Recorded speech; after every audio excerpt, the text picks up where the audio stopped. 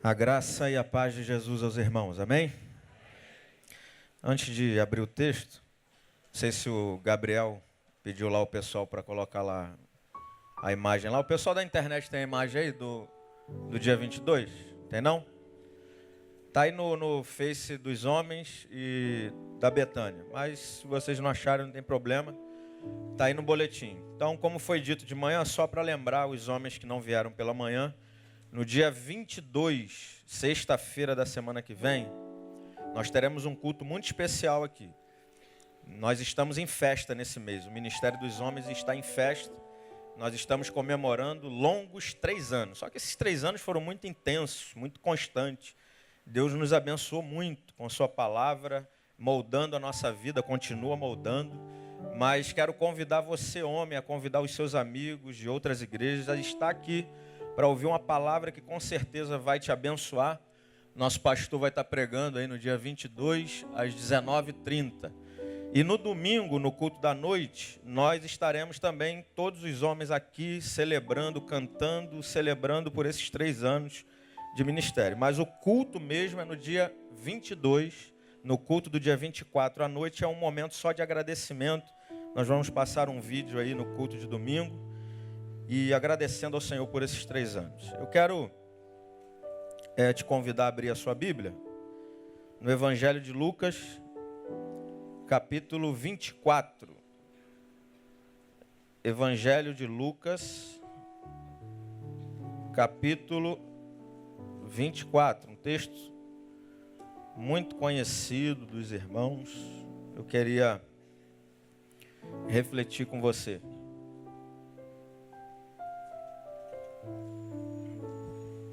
Lucas 24, a partir do verso 13. Tem um versículo desse capítulo que me chama a atenção. Mas, mesmo sendo um texto conhecido, eu queria ler com você o texto a partir do verso 13 do capítulo 24 de Lucas. Quem achou, diga amém. Diz assim: naquele mesmo dia, 2 deles estavam de caminho para uma aldeia chamada Emaús, distante de Jerusalém 60 estádios. E iam conversando a respeito de todas as coisas sucedidas. Aconteceu que, enquanto conversavam e discutiam, o próprio Jesus se aproximou e ia com eles. Os seus olhos, porém, estavam como que impedidos de o reconhecer. Então lhes perguntou Jesus: que é isso que vos preocupa e de que ides tratando à medida que caminham? E eles pararam entristecidos. Um, porém, chamado Cleopas, respondeu dizendo: és o único, porventura, que, tendo estado em Jerusalém, ignoras as ocorrências desses últimos dias? Ele lhes perguntou: quais? E explicaram: o que aconteceu a Jesus, o Nazareno, que era varão, profeta, poderoso em obras e palavras diante de Deus e de todo o povo, e como os principais sacerdotes e as nossas autoridades o entregaram para ser condenado à morte e o crucificaram. Ora, nós esperávamos que fosse ele quem havia de redimir a Israel, mas depois de tudo isto, é já este o 3º dia desde que tais coisas sucederam.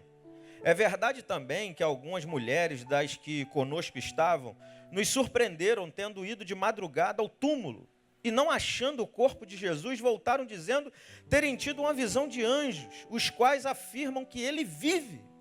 De fato, alguns dos nossos foram ao sepulcro e verificaram a exatidão do que disseram as mulheres, mas não o viram.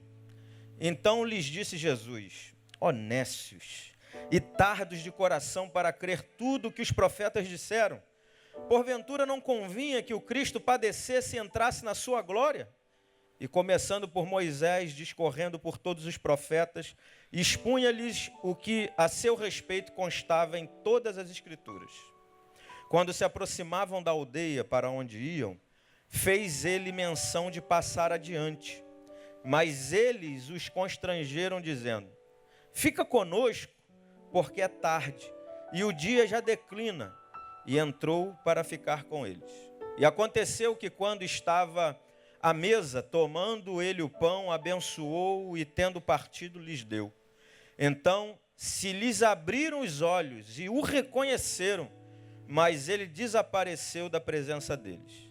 E disseram um ao outro: porventura não nos ardia o coração quando ele pelo caminho nos falava, quando nos expunha as Escrituras?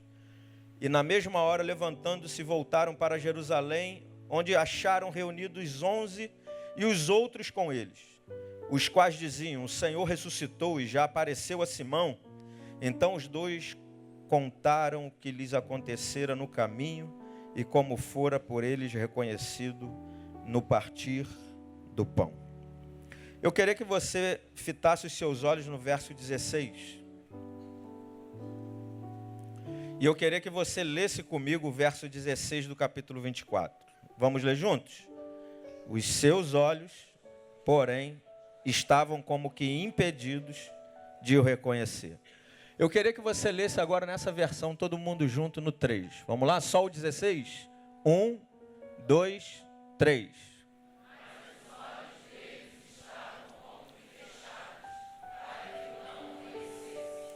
Então, eu gostaria de ministrar nessa noite sobre discernindo a ação de Deus em meio às crises da nossa vida.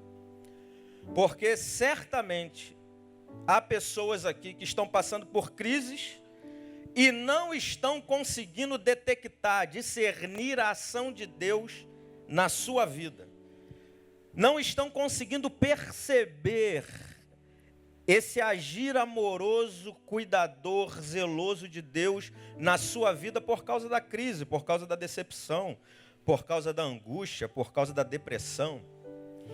E é bem verdade que se nós, cristãos, vivêssemos como deveríamos viver, certamente nós não estaríamos constantemente tendo dúvidas dessa presença benevolente de Deus.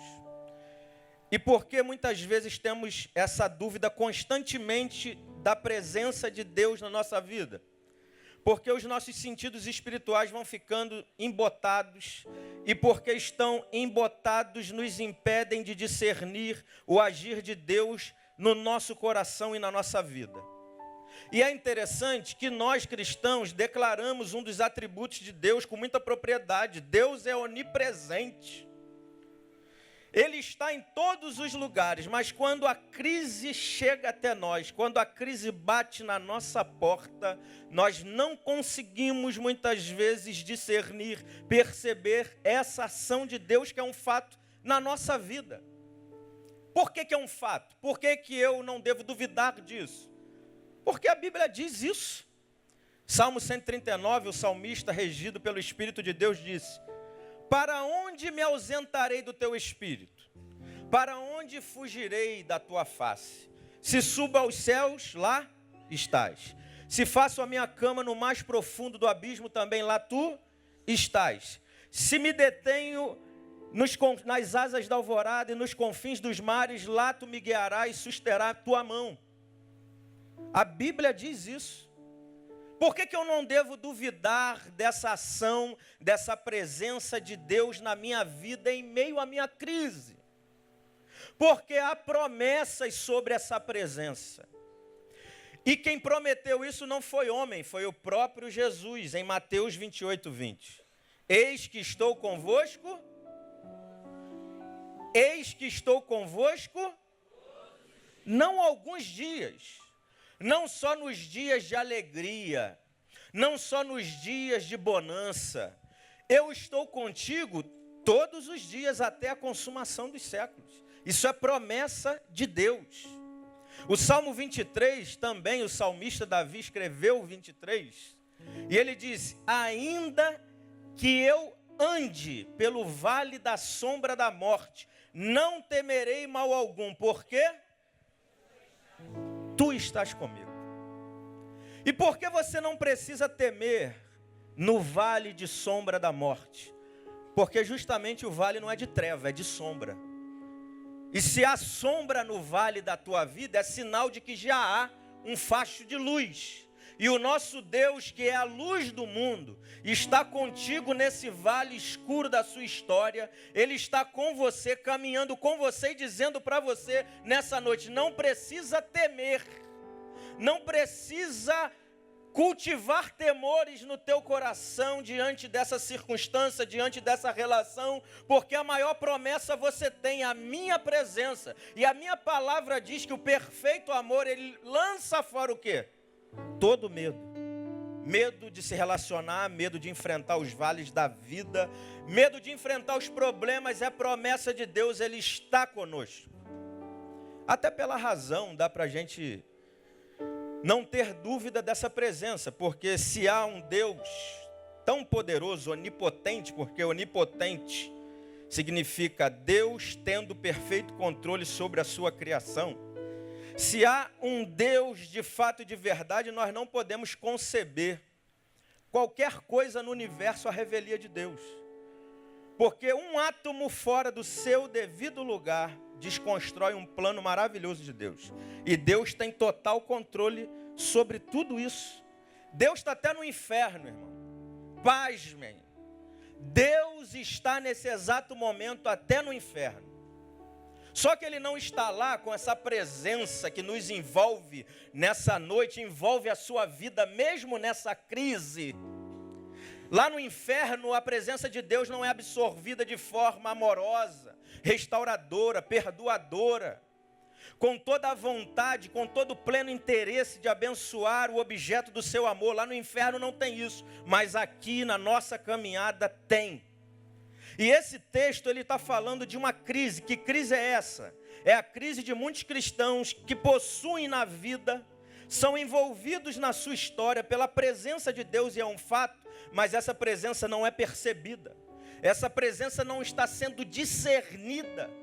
Essa presença não está sendo compreendida, e o texto nos ajuda a discernir essa ação de Deus na nossa crise. Que crise? Talvez alguns aqui estão vivendo a crise das expectativas frustradas. Se você não fechou o texto, dá uma lida comigo no verso 21. Olha o que esses homens, o que esses dois discípulos disseram. Ora, nós esperávamos que fosse ele quem havia de redimir a Israel. Mas já passou 3 dias, já é o 3º dia, e nada se sucedeu, nada aconteceu como eu esperava. Existem pessoas aqui que estão sofrendo, estão em crise, porque estão cultivando expectativas sobre os outros, sobre alguém, sobre uma circunstância. Deixa eu te dizer um negócio, expectativa, a validade dela tem prazo determinado. Expectativa tem seu prazo de validade determinado. Esperança não. Esperança tem um prazo de validade indeterminado. Você está aqui vivendo essa crise porque você está cultivando expectativas sobre alguém, sobre uma situação. Você projetou as suas carências sobre alguém. Você projetou as suas carências, as suas demandas, as suas necessidades sobre uma situação. E porque não foi correspondido, está sofrendo. Esses homens estavam cultivando expectativa no coração. Eles criaram um ideal de pessoa, criaram um ideal de projeto, de propósito de vida. E é interessante quando a gente olha para Jesus, Jesus diz lá em João 13, diz que Jesus os amou e amou aqueles que estavam no mundo. Ou seja, ele não amou um tipo de gente que ele construiu no seu interior. Ele amou um tipo de gente que era do jeito que era e por isso não se frustrou. E tem gente que está frustrada aqui porque está cultivando expectativas. A expectativa tem o prazo de validade determinado. Agora a esperança não, tem um prazo indeterminado. Porque quem está cultivando esperança, ele não vive por vista, ele vive pela fé. E ele crê que em meio aos vales da sua vida, em meio às crises da sua história, ele vai continuar caminhando e vai acontecer como o pastor Neil diz. Fé é ter a certeza de que no futuro, a tua vitória, aquele propósito já está pronto e por isso já é celebrado como se passado fosse. Expectativas frustradas. Tem gente que está vivendo crise aqui porque fez justamente o que está no verso 13. Naquele mesmo dia, eles se distanciaram de Jerusalém para Emaús. Tem gente que foi chamado para estar no centro da vontade de Deus. mas porque no centro da vontade de Deus ele não foi acolhido, ele não foi recepcionado, os planos não aconteceram como ele queria, ele abandona, ele larga a mão do arado, ele desistiu de uma circunstância, ele desistiu de alguém, ele desistiu de um projeto, ele desistiu, ele abriu mão e se distanciou. E quanto mais distante, porque a distância de Jerusalém para Emaús era 12 quilômetros mais ou menos, e quanto mais longe ficavam do centro da vontade de Deus, mais decepcionados, mais deprimidos. E tem gente aqui assim, está vivendo a crise porque abriu mão do propósito e do projeto de Deus. Deus está falando para você hoje: filho, volta. Volta, porque se você não voltar para o centro da minha vontade, me colocar no devido lugar, como diz o pastor Neil, todas as outras coisas vão sair do lugar e você vai ficar tentando tapar buraco e vai continuar deprimido, dependendo da oração do super ungido, do super crente, do super pastor, e você vai continuar nessa roda gigante. Desistência. Tem gente vivendo crise porque está vivendo um contraditório, está oposto a teoria e a prática na vida dele. Lá no verso 18, eles estão dizendo assim: tu és o único. Jesus está do lado deles. Jesus está vindo caminhando com eles em direção a Emaús. Eles não perceberam, não viram que era Jesus. E Jesus está falando: o que vocês estão conversando aí? O que está preocupando vocês? Tu é o único que não está sabendo das últimas notícias, não? Eles têm uma informação, esses dois discípulos.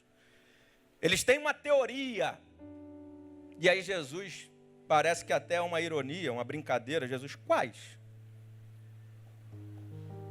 Do que vocês estão falando? Não está sabendo não que Jesus o Nazareno foi morto, humilhado, crucificado? Ou seja, eles tinham uma teoria que não estava batendo com a prática, porque Jesus não estava morto, Jesus tinha ressuscitado. Jesus estava do lado deles, trabalhando, agindo nas suas vidas, em meio àquele momento de crise. Ou seja, a teoria não estava batendo com a prática. E tem muita gente vivendo crise na vida, porque a teoria que ele carrega nos lábios não condiz com a prática de vida que ele tem. E isso vai matando a gente, isso cansa a gente.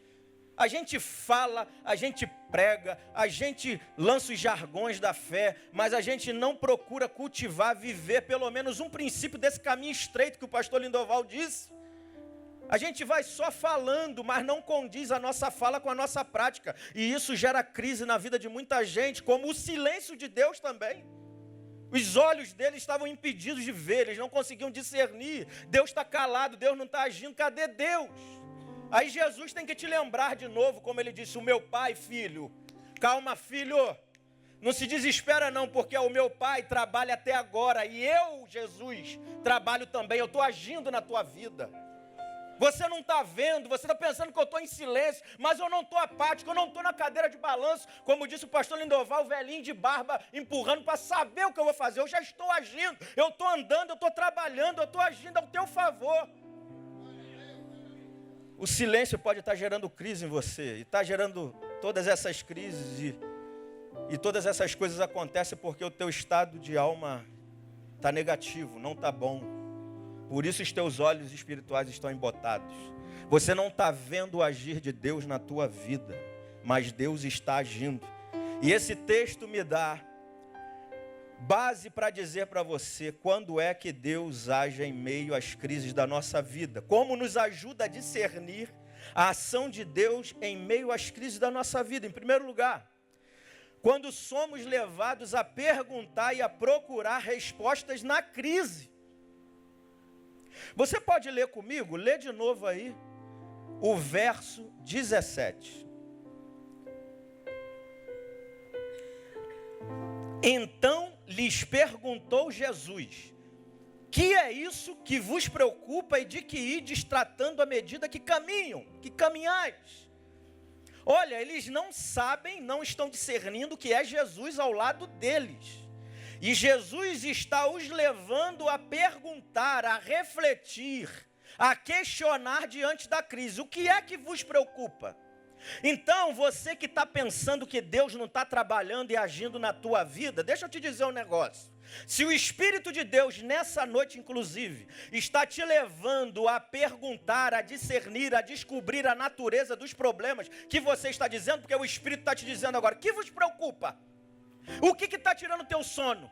O que está te fazendo rolar de um lado para o outro na noite sem dormir e acorda no outro dia pior do que dormiu? O que está te preocupando? Qual é a natureza dessa depressão, dessa angústia, dessa decepção? Como é que surgiu isso? Como é que começou isso? Então, se o Espírito de Deus nessa noite, ele está te empurrando, não te pressionando, ele está te empurrando para você solucionar esse problema, é sinal de que Deus está agindo na tua vida. Porque se não fosse o Espírito de Deus, querido, você estava apático, paralisado, nem preocupado em resolver nada. Pastor, o senhor não sabe o tamanho da minha crise. Deus sabe. E por isso, através do seu Espírito nessa noite, ele está te empurrando para não largar a mão do arado, para não tentar colocar debaixo do tapete, para não tentar camuflar. Deus está falando, tira, filho, traz a luz. Traz aqui, vamos conversar sobre isso. O que é que vos preocupa? E aí você começa a se preocupar com assuntos que antes você não estava se preocupando. Você começa agora a ver a crise e o problema por outro ângulo.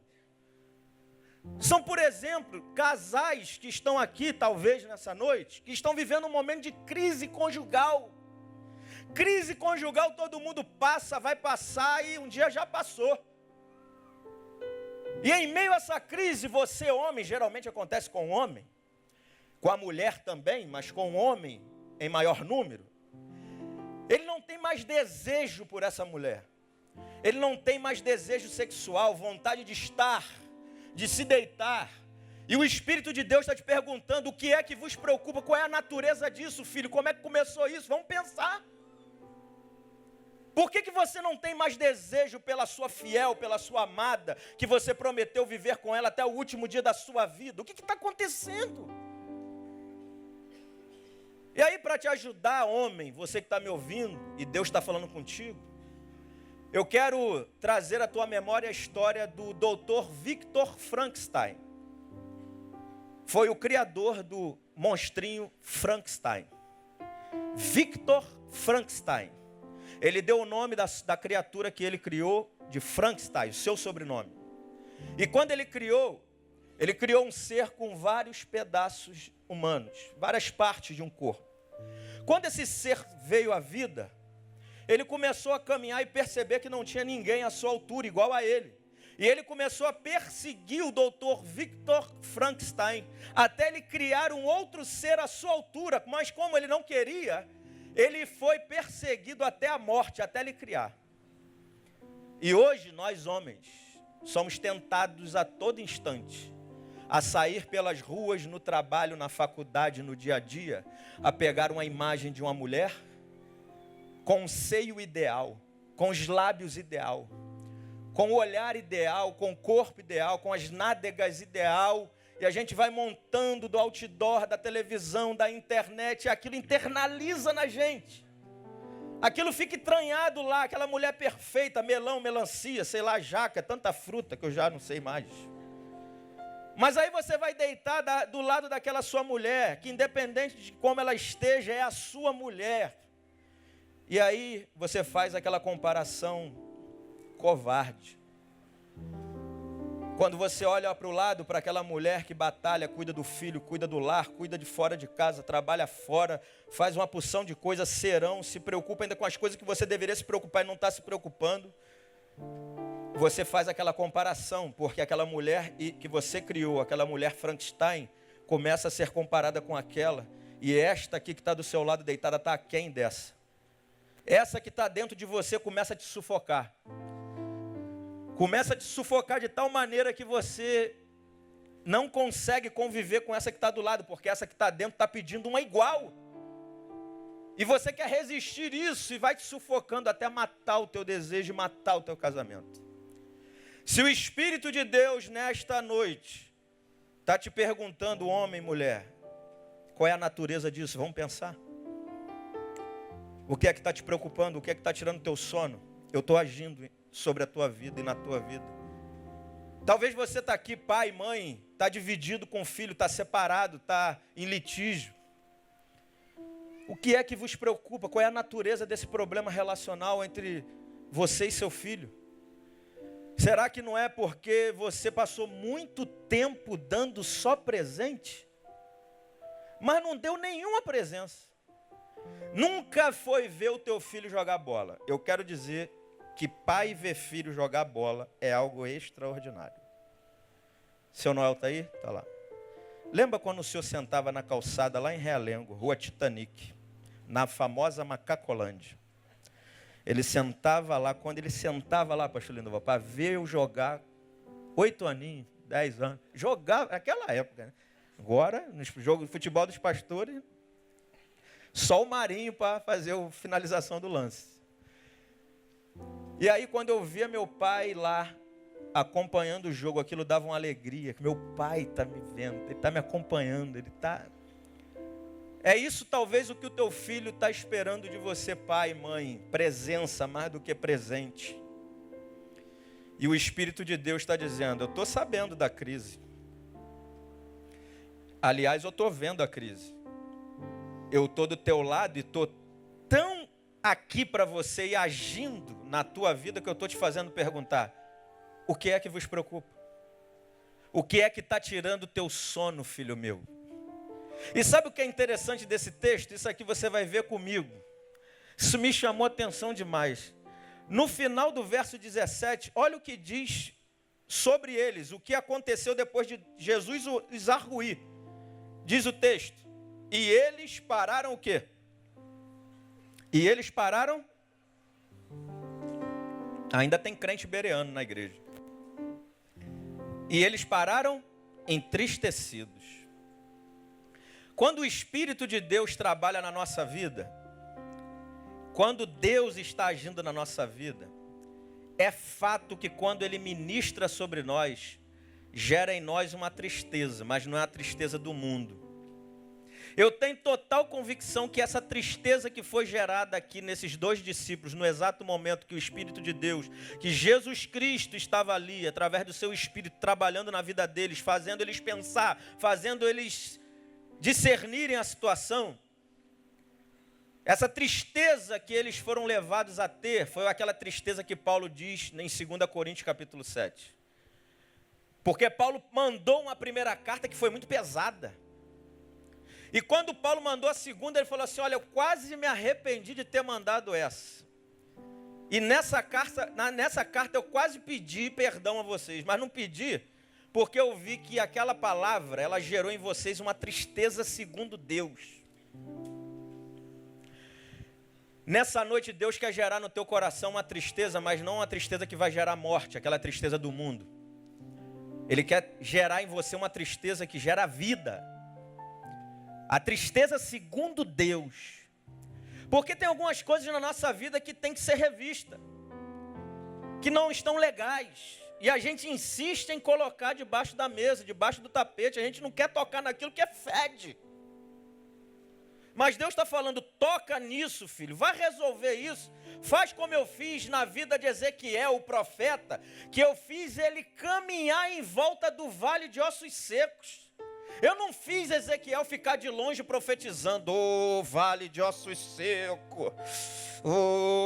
Não, Deus falou assim, vai lá no vale, dá uma volta no vale, olha para o vale, tem contato com o vale, veja a desgraça que está. Aí Deus vai te perguntar, pode reviver? Aí você, regido pelo Espírito de Deus, porque está sendo tratado por Deus, e o Espírito de Deus está tratando você, e você não precisa ver nada, porque tudo acontece primeiro do lado de dentro, e as coisas depois começam a acontecer do lado de fora, e você fala, tu sabes, Senhor, e eu profetizei segundo a tua palavra, e as coisas começaram a acontecer. Deus quer que você mexa em algumas coisas, porque equivocadamente tem pessoas achando na caminhada da fé, que o caminho para a felicidade é um caminho de felicidade. Tem pessoas achando que o caminho para a felicidade é um caminho de felicidade. O caminho na nossa vida estreito, e é o caminho que Jesus quer que a gente caminhe, é um caminho que vai nos levar a saber tratar com as nossas tristezas. E a forma que Ele quer que a gente fique triste, é aquela tristeza segundo Deus. Porque a tristeza do mundo, sabe o que ela gera em você? Queixa, murmuração, amargura, insatisfação. Agora, a tristeza do mundo não, gera dedicação. A tristeza do mundo faz eu e você, faz a cada um de nós estar diante da crise e dizer assim, calma aí. Está acontecendo um problema aqui, eu faço parte desse problema. O que está acontecendo aqui não é algo que estão fazendo contra mim, em minha direção, que vem de encontro a mim. Eu estou inserido nisso, eu faço parte disso. E porque estou inserido e faço parte disso aqui que está acontecendo, eu vou me empenhar, eu vou me dedicar para ver isso ser mudado. Porque o Espírito de Deus está me incomodando, está me perguntando o que está acontecendo, o que te preocupa, o que te incomoda, não fica parado. Levanta daí, tira a bunda desse banco e vai agir, filho. A minha tristeza tem que gerar dedicação em você. A minha tristeza tem que gerar em você desculpas, pedido de perdão, se humilhar e dizer eu errei. A minha tristeza tem que gerar em você indignação. Eu estou indignado com essa situação, mas eu vou me movimentar para que isso venha a ser mudado. A tristeza, segundo Deus, tem que gerar em mim saudade. Saudade. Saudade. Saudade de quê, pastor? Saudade de ser aquela mulher feliz. Saudade de ser aquele homem íntegro. Saudade de ver filho obediente. Saudade de chegar em casa e ver mulher sorridente, ver mulher tranquila, sem se desesperar, porque lá ela tem um homem. Saudade. Saudade de viver um pedacinho do céu em casa, em qualquer situação que eu esteja na minha história. Saudade. E saudade, irmão, não é uma melancolia de algo que ficou para trás, não. Saudade é um sentimento de um destino para onde eu estou indo. O filho pródigo só voltou para casa porque ele sabia quem era o pai dele, ele sabia como é que era a casa dele. E por isso que ele retomou, ele se levantou e não voltou, não. Ele foi para frente. Porque a caminhada da fé é sempre para frente, nunca para trás. O demônio quer te empurrar para trás, as trevas quer te empurrar para trás, mas Jesus Cristo, o Deus da graça, quando você cai, está na crise, Ele está te esperando do ladinho. Você está pensando que Deus não está agindo. Ele está falando, levanta, filho. Levanta e caminha para frente. Porque mesmo que você ande no vale de sombra da morte, eu vou te conduzir até uma mesa. E nessa mesa eu vou colocar posta nessa mesa boa comida sem veneno, para você sentar com os seus inimigos. E você vai continuar para frente. Você vai saber lidar com as adversidades, com os seus inimigos, porque agora você tem um espírito excelente, o meu espírito. E por isso você vai poder dizer, bondade e misericórdia me seguirão todos os dias da minha vida. Tristeza, quando somos levados a perguntar e a procurar respostas na crise, isso é um sinal de que Deus está agindo na nossa vida. Quando nós somos confrontados com o nosso pecado, é Deus agindo na nossa vida. Onde é que está isso, pastor? Dá uma olhada no verso 25 aí. Olha o que Jesus disse. Ó nécios e tardos de coração, para crer tudo o que os profetas disseram. Jesus está dizendo, vocês são lerdos de entendimento.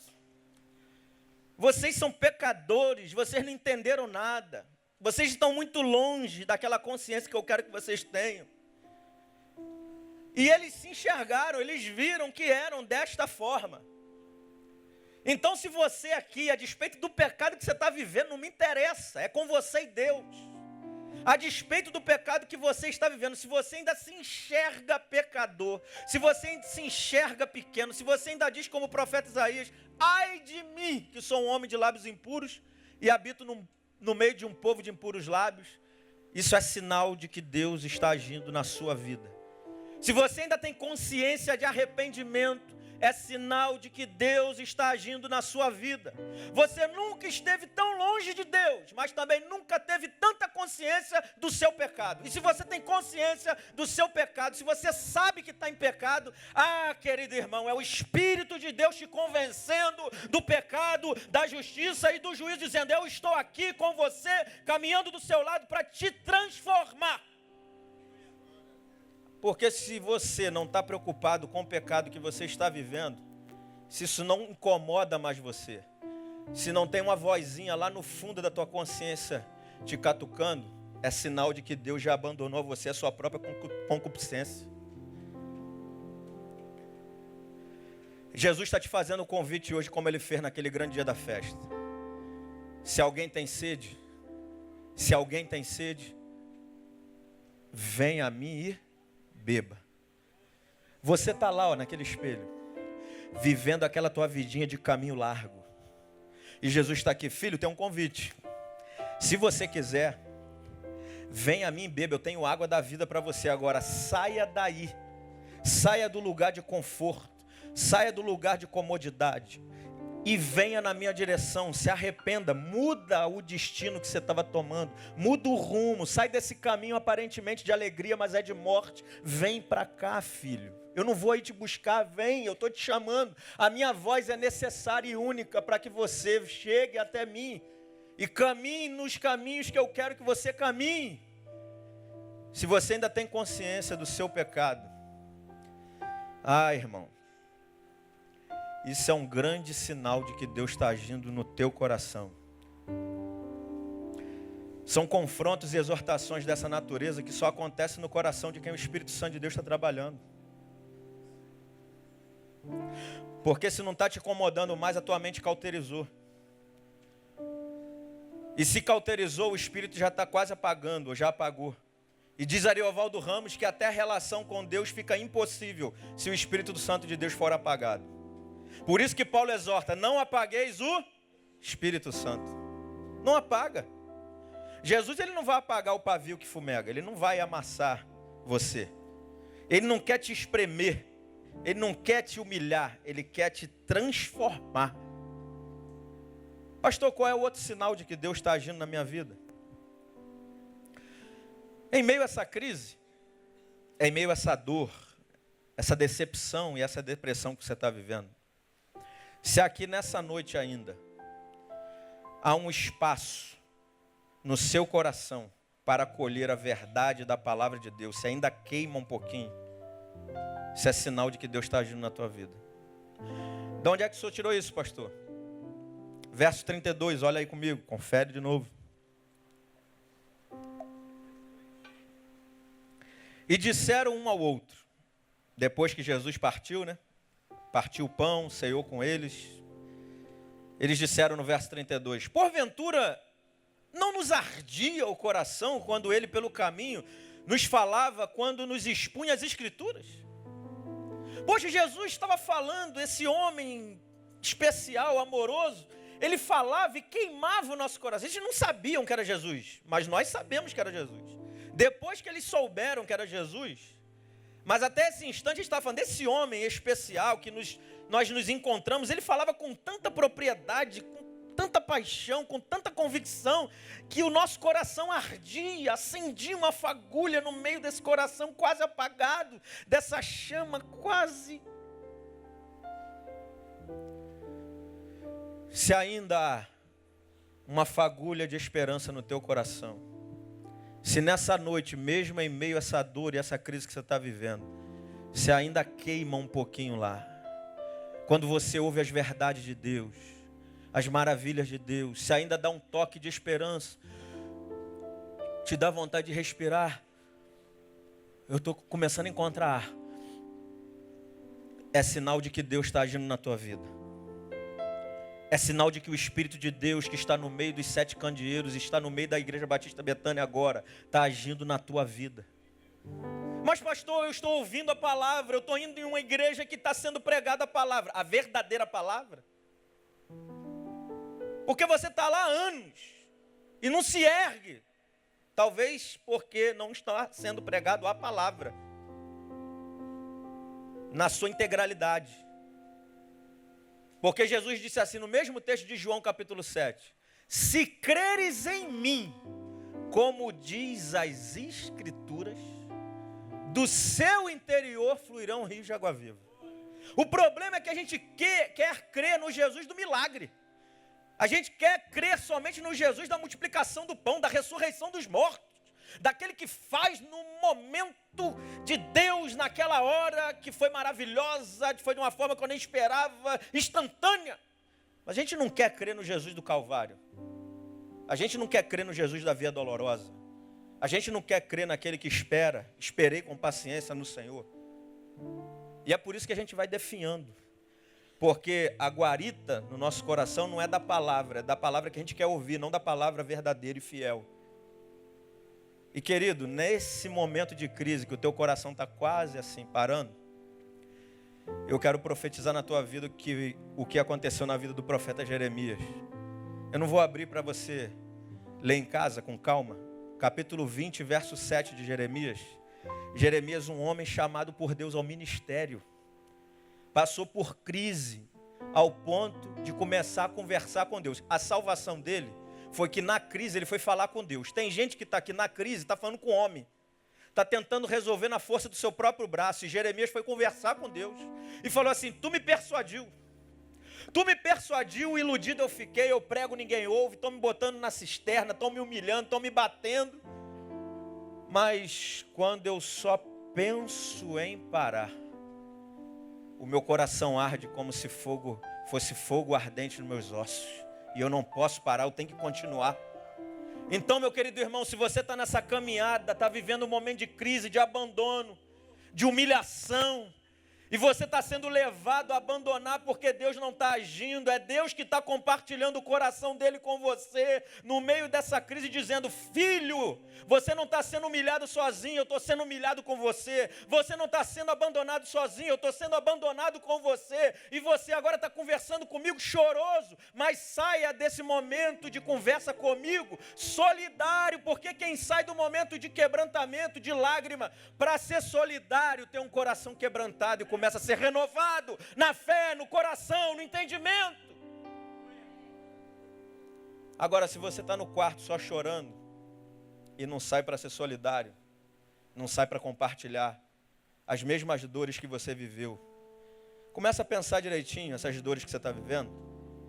Deus está permitindo você passar por elas para que você console da mesma forma que você foi consolado. Começa a ver por outro prisma a tua dor. Porque só há dois tipos de pessoas solidárias no mundo. A cheia do Espírito Santo e aquelas que sofrem. Mas eu estou começando a suspeitar que só tem um tipo de gente cheia do Espírito Santo. A que sofre. É por isso que eu guardo Paulo. Se eu puder falar algumas coisas com Jesus, quando eu chegar na presença dele, pastor Linoval, eu queria falar assim, Senhor, já estou aqui na festa, mas eu combati um bom combate. A vida não foi fácil.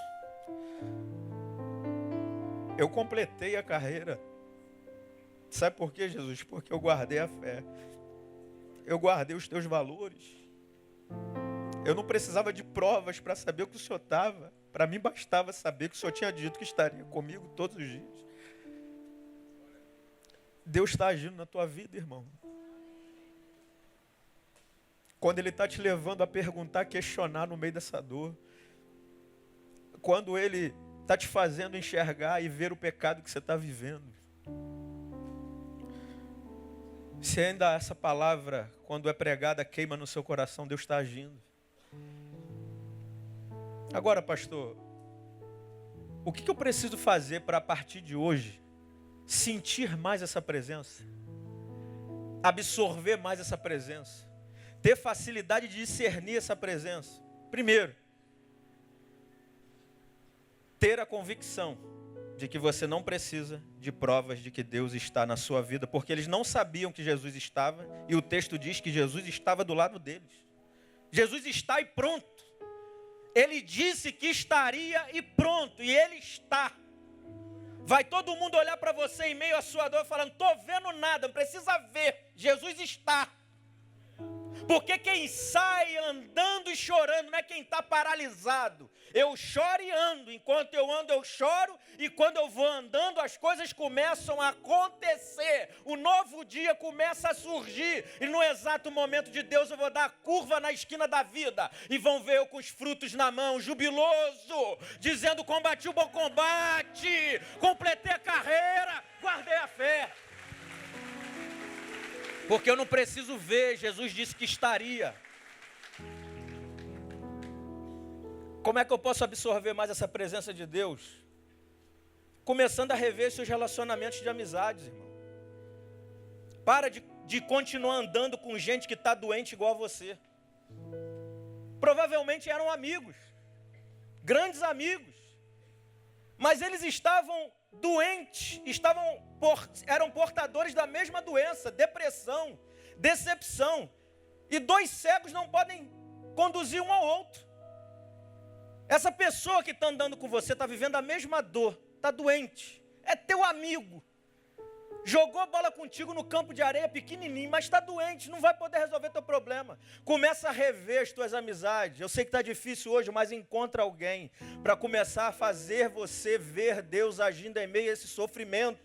Alguém que vai dizer para você: olha, a vida vai ter coroa. Ser fiel até a morte, dar-te-ei a coroa da vida, mas é até a morte, é no momento de dor, de angústia. Deus está agindo na tua vida. Amigos que vão te conduzir a entender e a discernir Deus em meio a esse sofrimento. Começa a rever suas amizades. Você está andando muito tempo com gente que está com a mesma visão equivocada que você, não vai ter como discernir nada.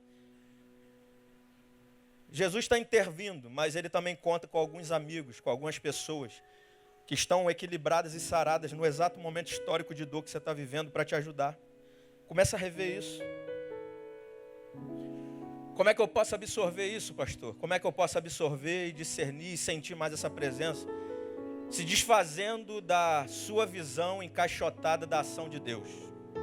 Se desfaça da sua visão encaixotada da ação de Deus que você aprendeu desde a escola bíblica dominical. Tem gente que está andando na caminhada da fé, não consegue ver Jesus, discernir. Jesus está do lado dele, ele não vê a ação de Deus, porque ele aprendeu, não, Deus só age dessa forma.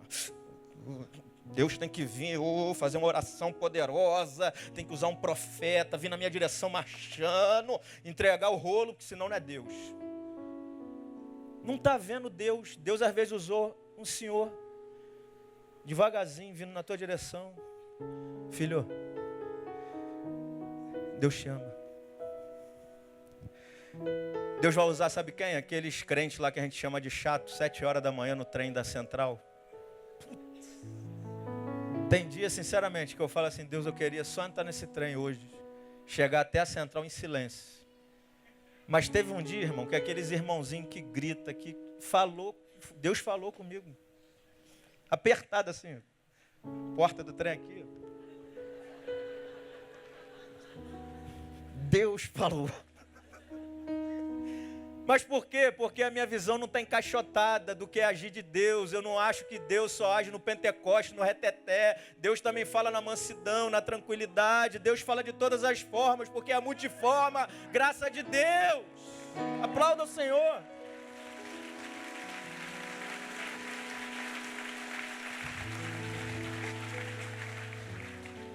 Aí você vai começar a perceber mais, a sentir mais essa presença de Deus. Em penúltimo lugar, como é que eu discerno? Como é que eu sinto mais essa presença de Deus? Fazendo o que os discípulos fizeram. Eles começaram a caminhar com essa pessoa que eles não sabiam ser Jesus. E quando Jesus demonstrou que ia passar, eles... Jesus, entra na minha casa. Eles devem ter cantado a música. Entra na minha casa, entra na minha vida. Mexe com minha estrutura, sara todas as feridas, me ensina a ter santidade, quero amar somente a ti. Faz um milagre em mim. E foi justamente isso que aconteceu. Deus está te falando assim: filho, quer me sentir mais? No meio dessa crise aí que você está vivendo, convida-me a entrar no teu quarto. Jesus diz assim lá em Mateus 6, entra no teu quarto e ora ao teu pai que está em secreto. e o teu Pai que está em secreto te recompensará, te responderá. Sabe qual é a palavra no grego lá, para a palavra quarto em Mateus 6? Tamaion, que não significa quarto, significa porão escuro, onde a gente guarda as piores coisas que a gente não quer que ninguém veja. Jesus está dizendo: Alisson, entra no porão. Me convida para entrar no porão da tua vida. Ninguém pode ver isso, né? Você está dizendo, ninguém pode ver, pastor. Porque se alguém ver isso aqui, não vai nem querer mais andar comigo, nem conversar comigo, porque é muito feio. Fede. Jesus está dizendo, entra no porão e me convida para descer no porão, para começar a iluminar esse lugar de treva, porque eu sou Senhor das trevas. Eu ilumino o que é treva na tua vida, porque eu sou a luz do mundo. Eu estou em todo lugar, eu coordeno tudo, eu sou Senhor de tudo. Então me convida, deixa eu entrar nesse quarto escuro. Não me coloca aquém da tua situação, me coloca ali pertinho, me convida para entrar, me convida para te ajudar a organizar a tua vida. Clama a mim e responder-te-ei. E anunciar-te-ei coisas grandes e firmes que você não sabe. Você não está vendo ainda. Você não está vendo uma luz no fim do túnel, mas eu já estou vendo. Clama a mim. Clama a mim. Me convida para entrar.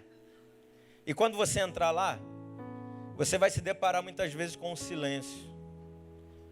Você desceu ao porão. E você está lá no porão. Deus,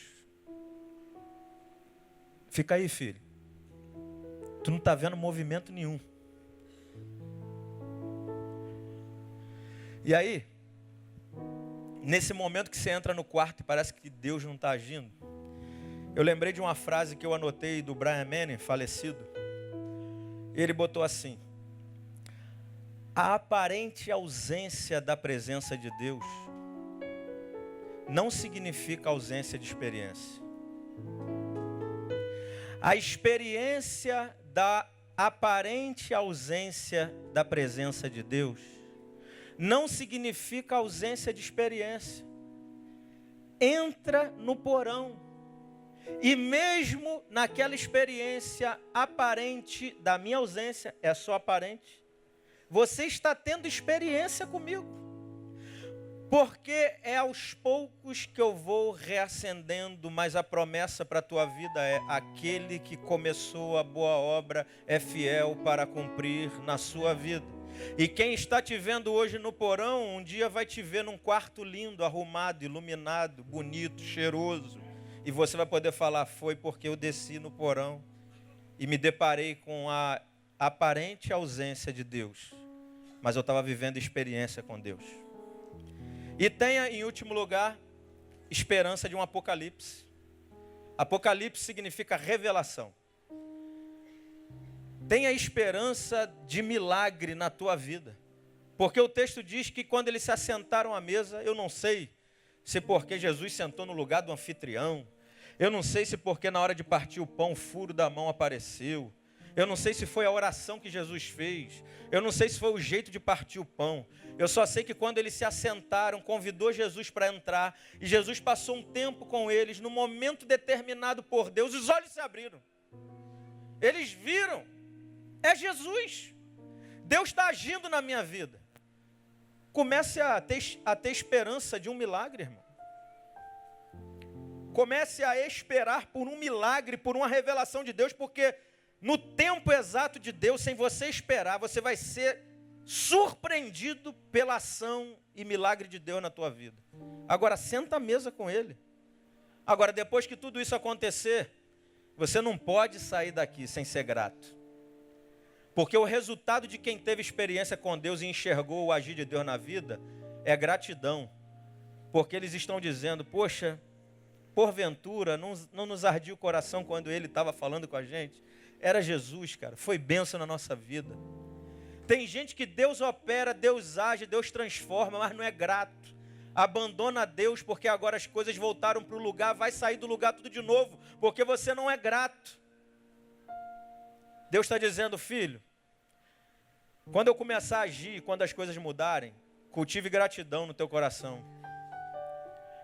E não faça só isso, seja alguém que tenha prazer na comunhão, porque os discípulos, depois de se depararem com esse milagre, diz o texto que eles correram para Jerusalém, foi para a comunhão. Não viva a sua vidinha aquém dos irmãos. Não é porque você teve uma experiência com Deus que agora, a partir da sua experiência, você quer criar um novo jeito de caminhar na fé. O jeito sadio de caminhar na fé é estar em comunhão com a congregação, entendendo e discernindo as partes desse corpo, celebrando cada um seu testemunho de vida e de fé, porque eles compartilharam testemunho e foram testemunho não só com a boca, mas com a vida. Deus está agindo na tua vida. Deus está aqui hoje, te fazendo perguntar a si mesmo em meio a essa dor. O que me preocupa? Eu estou em pecado.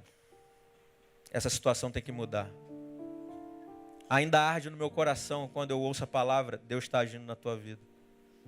Eu queria te convidar a se colocar de pé. Queria chamar o Vida aqui. Eu queria convidar você agora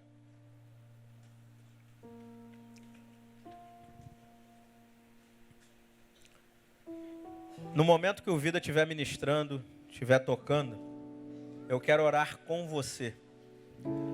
Especificamente com você que no meio dessa crise que você está vivendo, que ninguém precisa saber qual é, você não estava conseguindo discernir a ação de Deus na tua vida.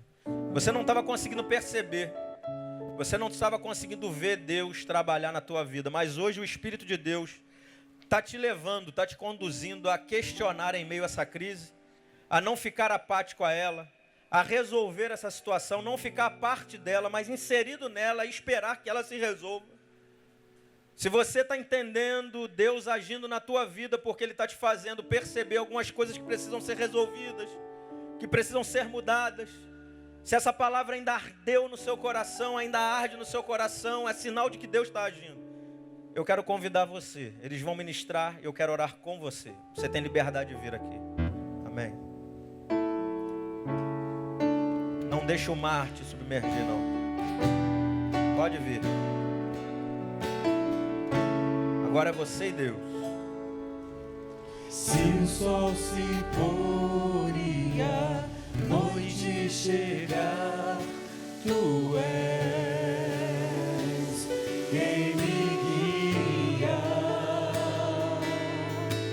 Se a tempestade me alcançar, os irmãos que estão no corredor aqui, chega um pouquinho para frente. Você pode vir.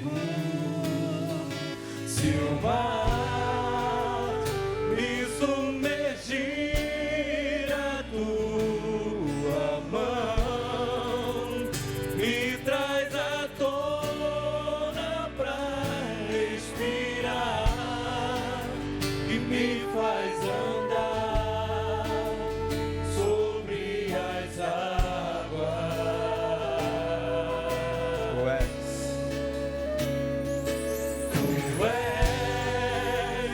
O Deus da minha salvação. Pessoal que está no corredor, És o chega meu pra frente. dono, minha paixão, minha canção e o meu louvor. Aleluia. Se o sol se pôr e a noite chegar, tu és meu abrigo.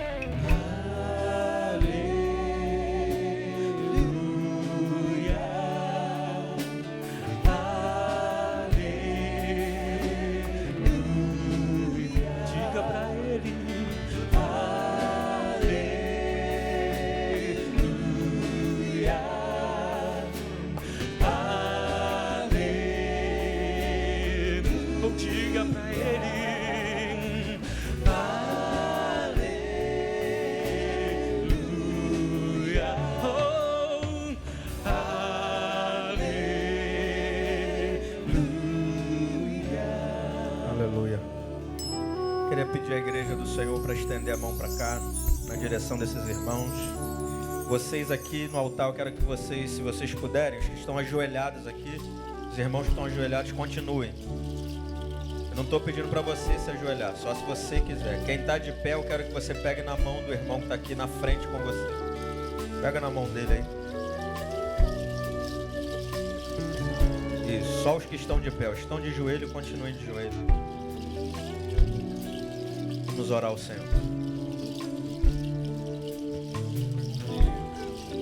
Senhor nosso Deus e nosso Pai, te agradecemos por essa palavra tua vinda do teu trono. E te pedimos, Senhor, porque entendemos que essa palavra veio com um propósito, com uma direção. E aqui estão os teus filhos no teu altar. Eu não sei quais são as crises, quais são as dores, quais são os dilemas, quais são as decepções que eles estão vivendo, mas o Senhor sabe. E, ó Deus, o maior presente que eu peço a cada um desses meus irmãos nessa hora é que o teu Espírito Santo comece a agir de dentro para fora, que comece a fluir rios do seu interior, rios de água viva, que eles comecem a se reerguer, a se levantar, que a mente comece a ser renovada, e sendo renovada eles comecem a discernir que o Senhor está agindo, que o Senhor está no nosso meio, que o Senhor está trabalhando. Portanto, Senhor, age, ó Deus, com restauração. Ó Pai, transforma esse coração. Ó Pai, abre esses olhos espirituais. Ó Pai, desembota esses olhos para que eles possam ver e perceber que o Senhor está agindo em meio ao contexto histórico de cada um deles. Eu profetizo que em seus corações, se há, ó Deus, alguma treva, eu começo a profetizar agora um reavivamento no coração. Começa a queimar no coração dessa mulher, desse homem, Senhor, como o Senhor fez no coração de Jeremias, que ele começou a se reerguer em meio à sua dor, em meio à sua angústia, e ele não parou. E eu profetizo que os teus filhos não vão parar, os teus filhos não vão ficar apáticos, os seus filhos não vão pendurar as harpas de adoração, eles vão continuar no caminho, eles vão continuar caminhando, crendo que o Senhor está agindo e continuará agindo. Portanto, Senhor, abre porta onde não há porta, começa a agir com milagre na vida deles, que eles comecem a contemplar não somente o teu agir, mas que eles comecem a contemplar as maravilhas e as promessas que já estão, ó Deus, pré-determinadas pelo Senhor. Que nessa noite, na tua infinita misericórdia e graça, tu já comece a desengavetar agora, ó Deus, aquelas promessas que estão aí, e comece a enviar pelos teus anjos na direção dos teus filhos. Talvez seja uma transformação, ó Deus, na crise conjugal. Talvez seja uma operação na vida dos filhos da família. Ó Pai, na própria vida ministerial ou pessoal, age, ó Deus. Age, Deus. Nós oramos assim, Senhor, e te agradecemos por essa noite. Te agradecemos porque o teu Espírito falou conosco. Te agradecemos porque tu continuará falando. Te agradecemos porque essa palavra certamente o teu Espírito fará ficar tatuada no nosso coração, para que nessa semana, segunda, terça, quarta, quinta, sexta, sábado, continuemos de pé e no domingo venhamos celebrar o teu nome.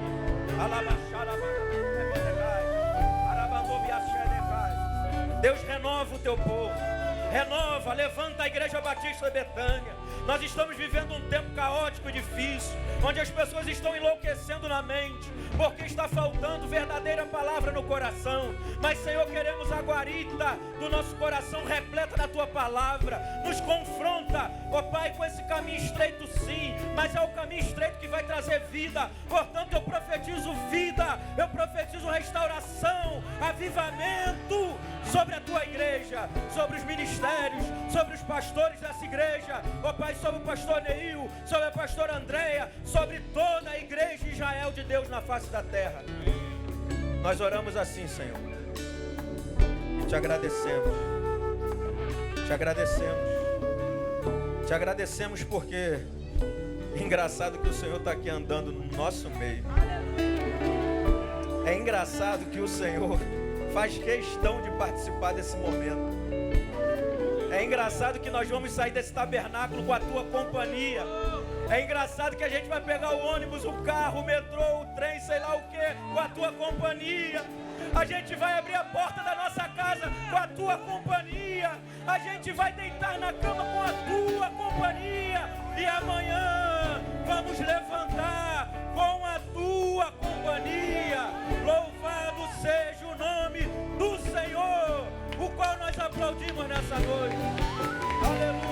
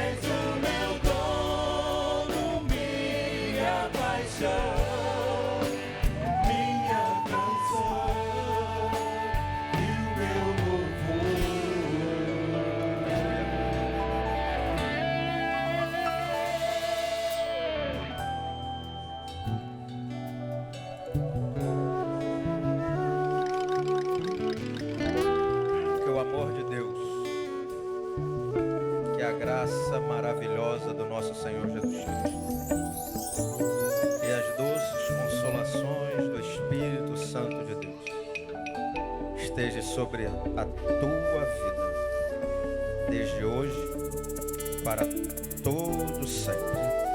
Você pode aplaudir com toda a sua força ao Senhor,